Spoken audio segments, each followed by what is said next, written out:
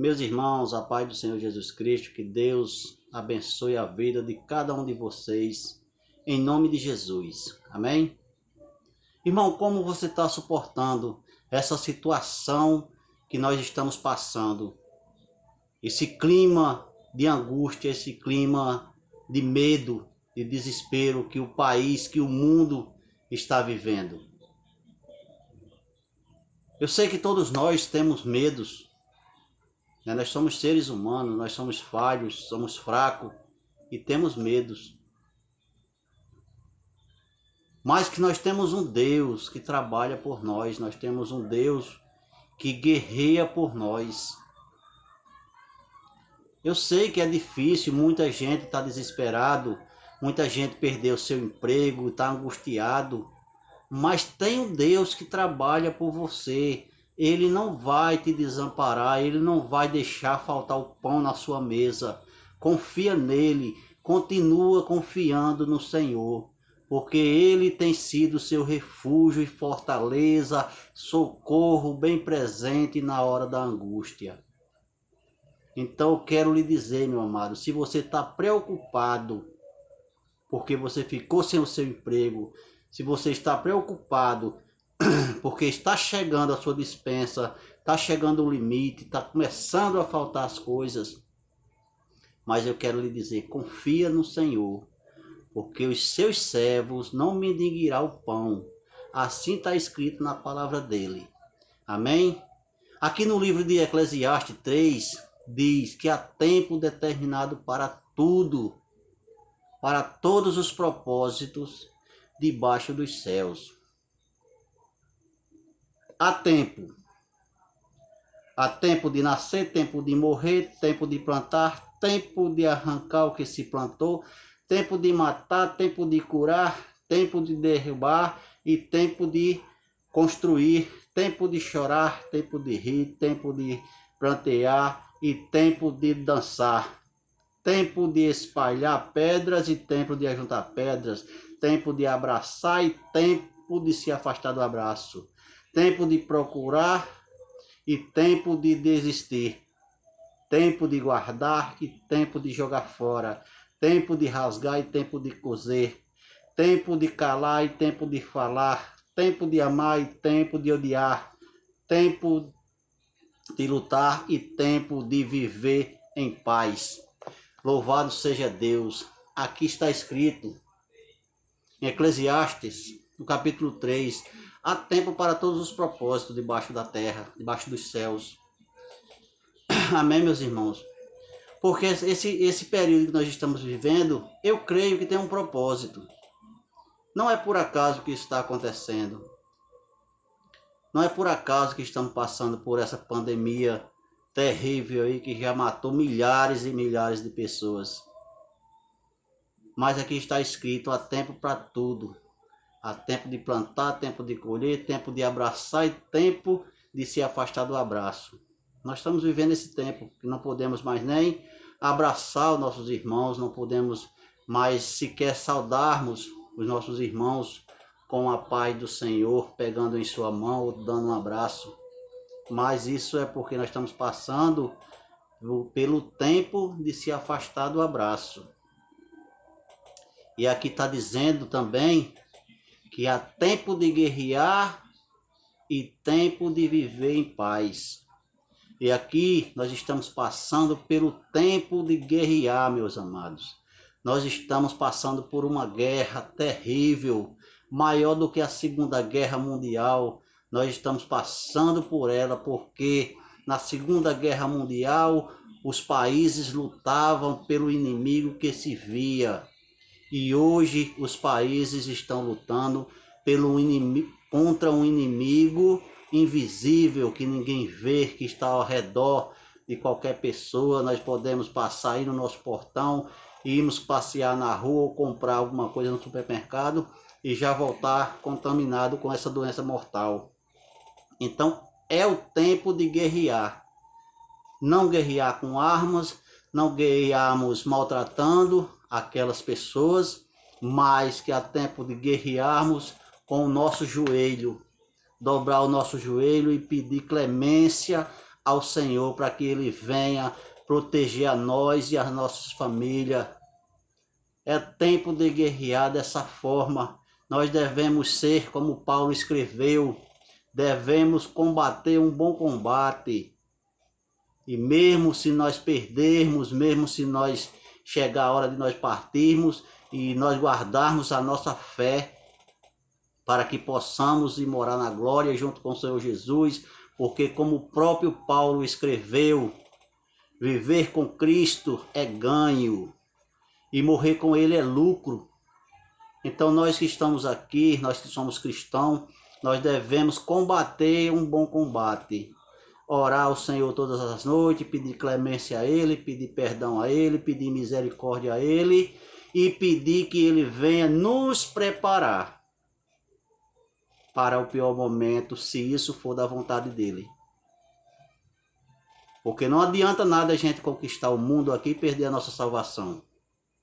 Então devemos combater um bom combate, pedindo misericórdia a Deus, pedindo clemência a Deus, mas também pedindo preparação a Deus, para que se vier o pior, se for da vontade dEle, nós estarmos preparados para irmos morar na glória. Amém, meus irmãos?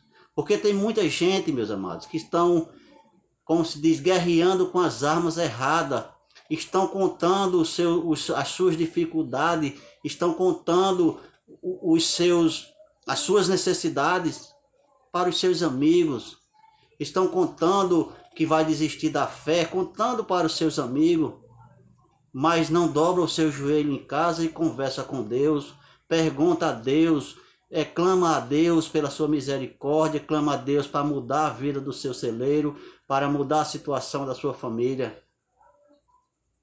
Muita gente que aponta o dedo, assim como a mulher de Jó apontou para ele. Como é que você é crente e está passando por uma situação tão difícil dessa? Mas o que devemos responder é com a mesma palavra que Jó respondeu para sua esposa. Que ele respondeu: "Tu fala como uma louca. Aceitasse o bem de Deus com prazer e o mal tu não queres aceitar. Tudo que eu tinha foi Deus que me deu. Deus me deu e Ele mesmo tirou. Bendito seja o nome do Senhor." E assim Jó passou pelaquela situação, pelaquela lepra terrível, perdeu tudo que tinha, perdeu todos os seus filhos, mas continuou perseverando, continuou adorando a Deus, não negou ao Senhor, mesmo quando foi preciso entrar dentro do buraco para que as aves não viessem comer a sua carne devido ao tamanho mau cheiro que o seu corpo estava.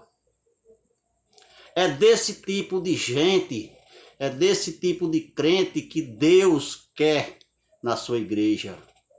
É desse tipo de crente que Deus quer para comandar a sua igreja. Um crente fiel, o crente que mesmo na provação não amaldiçoou o seu Deus, o crente que mesmo passando por luta, mas está ali clamando, está ali adorando e não desiste por nada.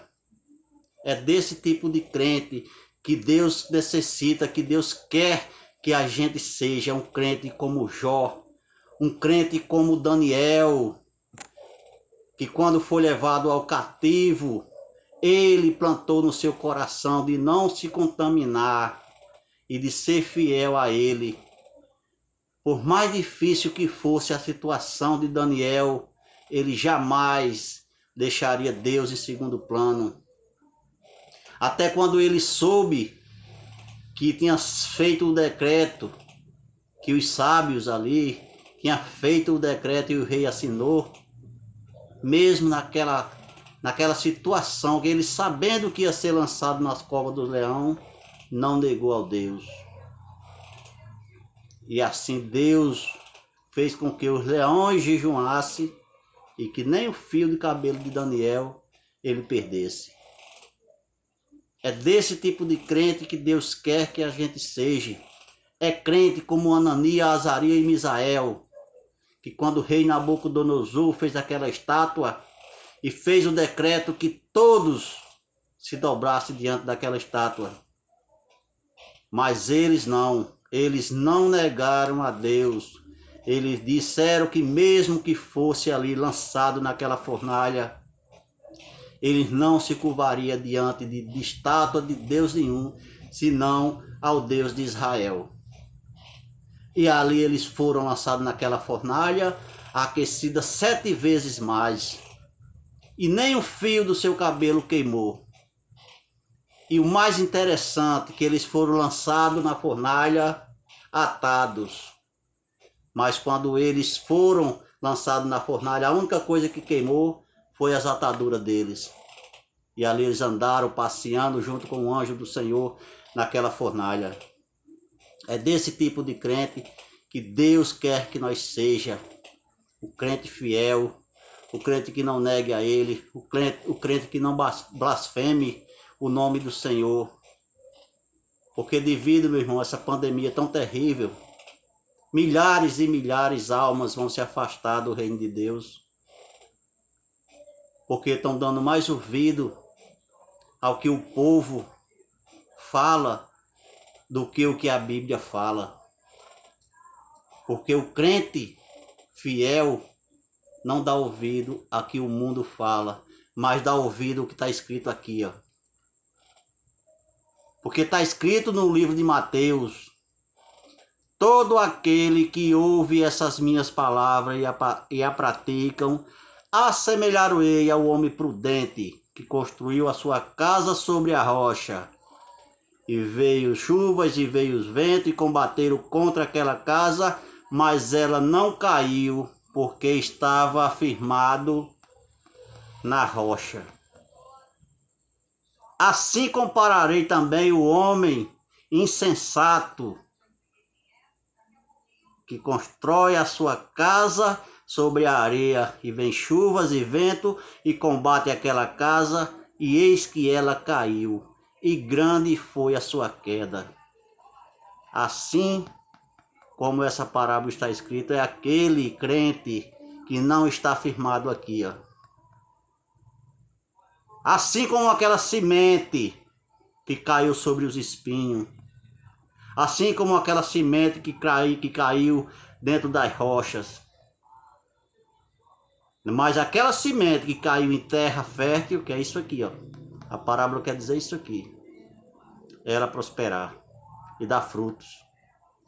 Amém, meus irmãos? Não se deixem enganar pelo que dizem. Não se deixem enganar pelo que dizem. Creia em Deus, crede também em mim, disse Jesus Cristo. Confia nele, meus amados. Não dê ouvido ao que o mundo diz, mas se firme na palavra do Senhor. Dobre os seus joelhos na madrugada, clame a Ele, peça clemência a Ele. E quem sabe assim Ele nos ouvirá. Porque o tempo é dele. Ele faz e desfaz no tempo que Ele quer, na hora que Ele quer. Nós devemos somente orar, adorar e confiar no Senhor. Amém? A paz do Senhor, que Deus abençoe a todos.